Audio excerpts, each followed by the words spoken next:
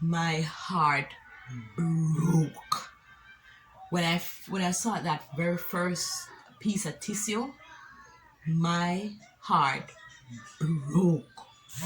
I was devastated. I get lost sometimes and I can't seem to find a light between the walls I built for myself right in my mind.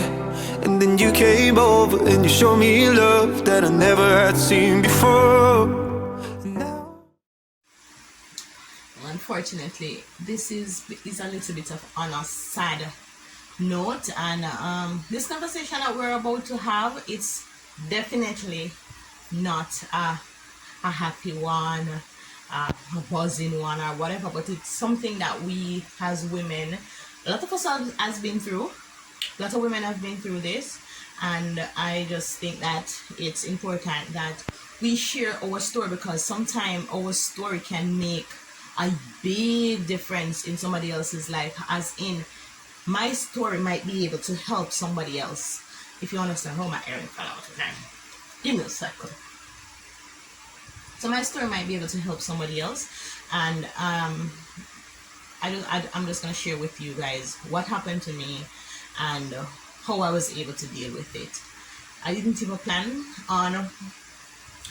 plan on shooting this video, but I was here and I was cleaning up and I was going through my stuff, going through my drawer, and I was, trying to bring some semblance of normalcy to my life, and I wanted to clean up my room.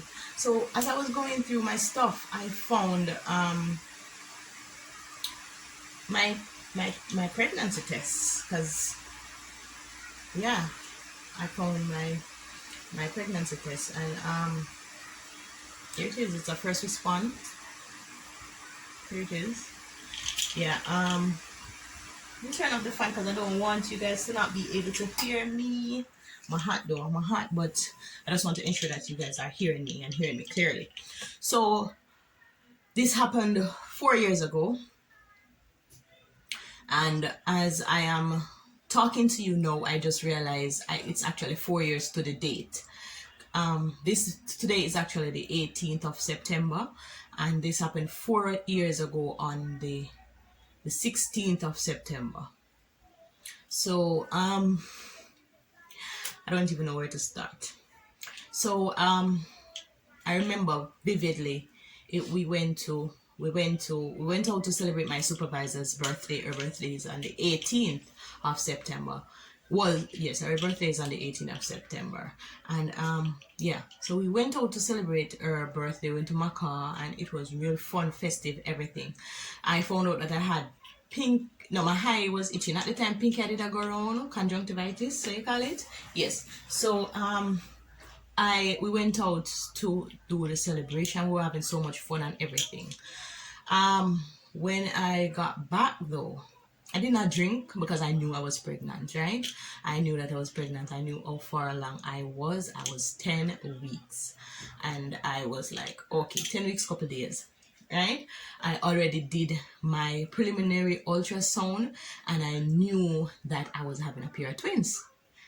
We went to the doctor, everything checked out. But before we get there, let me tell you, my husband and I did not plan on expanding our family. At the time, he was not my husband, he was my boyfriend, right?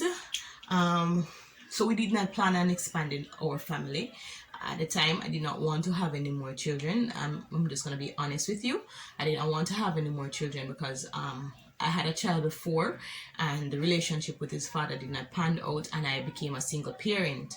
No, having that experience, I did not want to go through that again. So I did not want to have another child. And we were comfortable. We were, in our relationship, we were comfortable. We were fine. He has a child, I have a child. And we came together and we became a family of 4. Fast forward, as I said, we went out to celebrate with my supervisor and some of my co-workers. We had a blast, wonderful time. Came home and I started to have some cramps, but I don't know, just little cramps. And as I went through the night, I started to have the cramps became a little bit more intense, and I noticed that I was having spotting. Now, spotting in early pregnancy, as again I said, it's iffy. can be, and I'm just thinking on the positive side, people do have spotting. So I was like, okay, then it's nothing. So as the night progresses, I went to sleep, and I don't know, I wake up in the morning and I went to the restroom, still having a little spotting, but as I said, spotting, it's just light, so I was not overly concerned.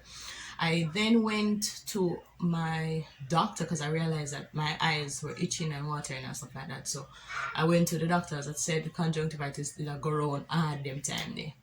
And found out that I had pink eye, and I got the medication for the pink eye. I told the doctor that I'm pregnant, so it's fine, you can take it. Anyways, by this was Sunday now, because this is over the weekend I'm telling you about. So this was actually Sunday that I went to the doctor.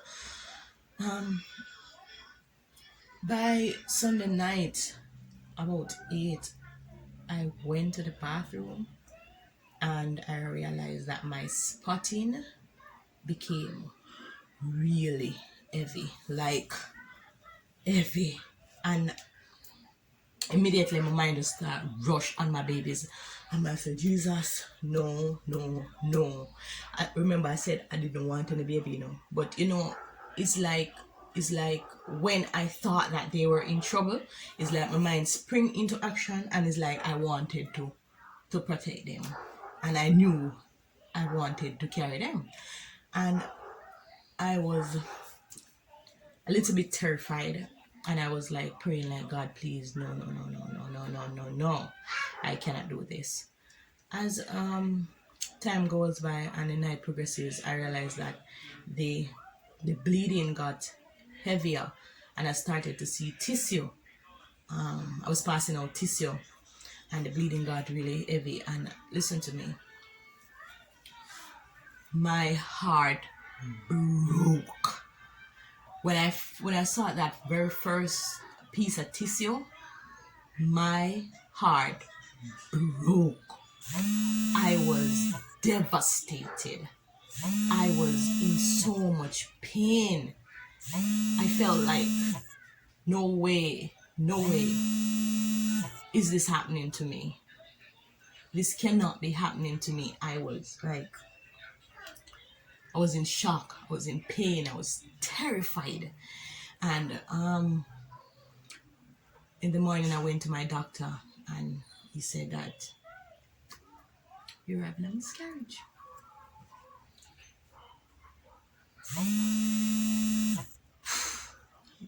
Months later, you're having a miscarriage. Who's calling? And he said that we're gonna have to give you a DNC. And I remember us sitting there like, DNC. This is a life, and you're just gonna I was, we never deal with it well. Anyways, I had the DNC. It's basically them removing any excess tissue from your body, just to prevent you from, getting an infection, and ensure that you pass out everything, because it can be fatal. It's something that can be fatal. So I had a DNC, and I came home. But little did I know that coming home is like the weight and the pressure would be on, because as I said, I didn't even get a chance to know the babies, and I did not understand emotionally what that meant when you have a miscarriage. I never understand the emotional side of having a miscarriage, you understand? Because when people have a child and the child dead, you already know the child, you understand, you see the child, whatever. But when you did not see the child, I did not understand how difficult it would be to have a miscarriage. And immediately when I found out that I was pregnant, I tell you the honest truth, because I did not have any the regular pregnancy symptoms that I had before. So it was like, we just did feel really tired and mashed up, and we just feel really tired at work and something. And I say, you know what, let me go buy a test. I'm gonna buy the test, and immediately from a pee on the stick, and it's a positive, I went to the doctor, and I got my my ultrasound. Went to the doctor, got the ultrasound, and he said, I'm hearing 2 heartbeat. I said, 2 heartbeat? Frightened, terrified, and then it's like, it's something just kick inside of you and you say, all right then, I'm having twins. Me already named my children them. I already named them 2 boys, this is the name, 2 girls that are the name, already named my children them. And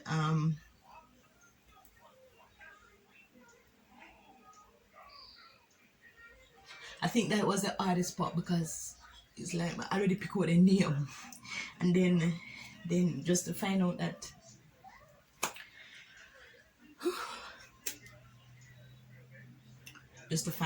they will not get a chance of a life. It did really break my heart. And as I said, I did not understand the emotional side of having a miscarriage, and I went like into a little spiral of depression, and I felt like unworthy, and I was like, me feel worthless.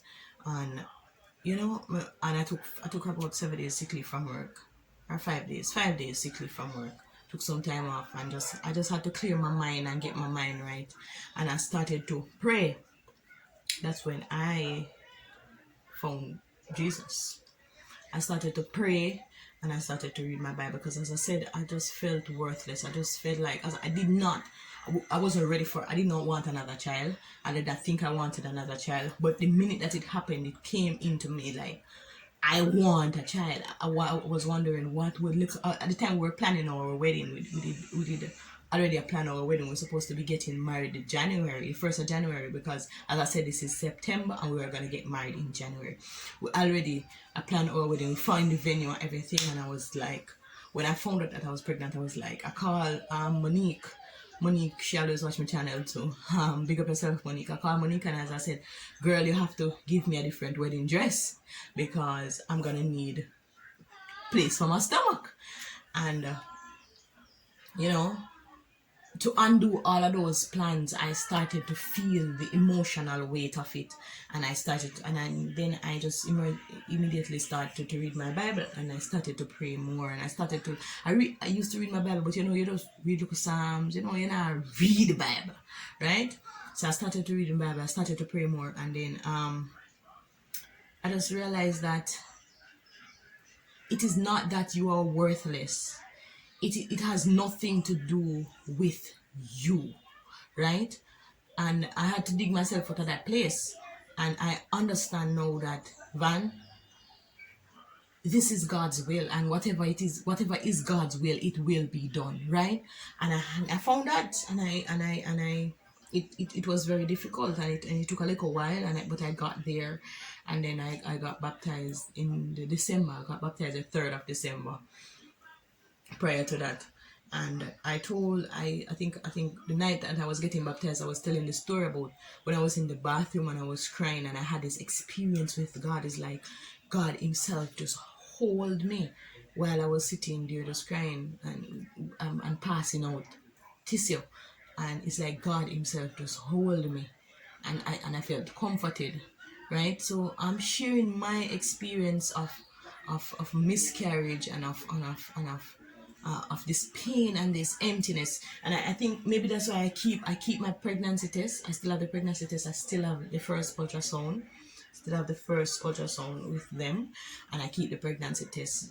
I don't know if I'm holding on to something or whatever, but I keep it. And what is amazing is that Ace was born exactly 1 year after.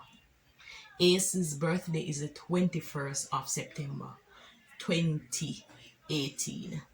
Ace was born 1 year after I had that miscarriage. Exactly 1 year to the date Ace was born, because I had the miscarriage on the 16th or 17th, between that time, because as I said, I started spotting from when. So I had the miscarriage then, and then Ace was born on the 21st of September the following year. So it's like what was taken from me was actually given back to me, and that's the real reason why I call him my Ace, and I gave him name Ace Emmanuel. It's not easy, and if you have been through this, if this is something that you have experienced, I sympathize with you, and I understand the emotional hurt and pain that you feel. I understand the hurt that comes along with with losing something so precious, something that was a life that was growing inside of you. It might never reach baby a kick and all of that, but it is still a life, you know. I sympathize with you, I empathize with you, and my prayers are with you. And I wanted to share my story, so maybe you, if you are going through this, or if you have been through this, comment on the comment section, and let's discuss it. If you want somebody to talk to, I am here to talk to anybody who's going through it, because believe you me, I know what it feels like. I understand what it feels like. I understand going through it, how it can shatter you. I understand how it can affect your self-esteem, because it's like, I was like, oh my God, what is it? Because I said I did not want any children, why this is happening to me? Did cat mouth kill cock? Because me did say me no want no more children, and then no, this happened to me. Is this why? Did I cause this? So, you know, you start questioning your whole self-worth. You start wonder, because immediately when we found out that we were having a baby, my husband got excited, I got excited. As we said, we never planned to want a child, but then it happened and we were both so excited. And I think maybe that's why we tried back for Ace. And I fasted and prayed before the preparation for Ace, because we decided that, you know, when we get married, we're gonna abstain from sex until we get married. And we did. We abstained for a month and something, and then we get married, and Ace about 9 months after. So yeah. So, you know, you just have to just understand and deal with your emotions that is happening right now. And it's okay to feel how you're feeling. Don't make anybody tell you if shut you down and don't allow you to feel how you feel. You must feel. Feel how you want, how you are feeling. Feel how you want to feel. Deal with your feelings that you're going through right now. Find somebody to talk to. It better than chat you more than you are go through something and it's weighing down on you. You understand what I'm saying? Guys, I'm just this is very emotional for me, honestly. Just to bring it up back is very emotional, because I put them in a one little thing and I just tuck them away in my drawer, just one side in my drawer, and it is so emotional just to think about it. And just to, it's like I'm reliving it. I was just sitting there and tears run down my cheek when me take out them out of the drawer, because I was like reliving the experience, reliving it over again. I'm not sure if I'm gonna get rid of them. I'm not sure if I'm at the point where I actually want to get rid of this. I'm not sure. I'm not think me that point I'm gonna have to get rid of it. I just think I have to hold on to them, hold on to it a little bit, you know. Yeah. Okay. Thank you so much for watching. Thank you so much for listening to me rambling on and on again. Until next time. Bye.